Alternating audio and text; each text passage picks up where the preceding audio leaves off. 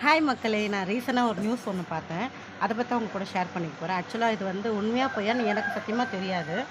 அம் அதே மாரி உண்மையும் சில நேரம் பொய்யா மாறுது. பொய்யும் சில நேரம் உண்மையா மாறுது. நெறைய விஷயம் நடந்திருக்கு. நம்ம காலப்போக்குல நெறைய விஷயத்த நடந்தத நம்ம பார்த்துட்டு தான் வந்துட்டுருக்கோம். கடந்துட்டு தான் போயிட்டுருக்கோம். இது இப்ப எத பத்தினா, விஜய் சேதுபதிய பத்தி. அவரோட பத்தி தான். அவர பத்தி இதுவரைக்கும் நான் கேள்விப்பட்ட வரைக்கும் ரொம்ப நல்ல கேரக்டர். அண்ட் லைஃப்ல ரொம்ப கஷ்டப்பட்டு முன்னுக்கு வந்த ஒரு நடிகரும் கூட. அது மட்டும் இல்லாம இன்னி வரைக்கும் அவர் பேர்ல வேற எந்த தப்பான ஒரு பேர் வந்த மாதிரி நானும் கேள்விப்பட்டது கிடையாது. ஒருவேள அவர பத்தி பிடிக்காதவங்க கூட சொல்லியிருக்கலாம். பரப்புரை பண்ணியிருக்கலாமோ! இல்ல உண்மையா இருக்குமோ! அப்டின்னுட்டு உங்களோட கருத்த எனக்கு கமெண்ட்ல சொல்லுங்க. என்ன அப்டின்னா, உங்களுக்கே தெரியும் அவர் பேர்ல ஒரு தவறான ஒரு ஒரு ஒரு கருத்து நிலவிக்கிட்டு இருக்கு. அது எங்கன்னா ட்விட்டர்ல நெனைக்கிறேன் இப்போ.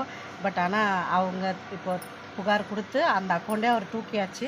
ஐ மீன் எடுத்துட்டாங்க. பட் அந்த இதெல்லாம் போயிடுச்சு. ஆனா ஒரு சிலர் என்ன கமெண்ட் செக்ஷன்ல நான் பார்த்தேன். அந்த கமெண்ட்டுக்கு தான் நான் இப்ப இந்த பதிவு போடுறேன். என்ன அப்டின்னா, சில இடத்துல இருக்கப்பட்டவங்க உண்மைய மறைக்க முயற்சிக்கிறாங்க.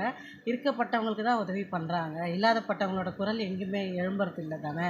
அப்படின்னு ஒரு சிலர் கமெண்ட் பண்ணி, அந்த கமெண்ட்டுக்கு நெறைய லைக் போயிருந்துச்சு.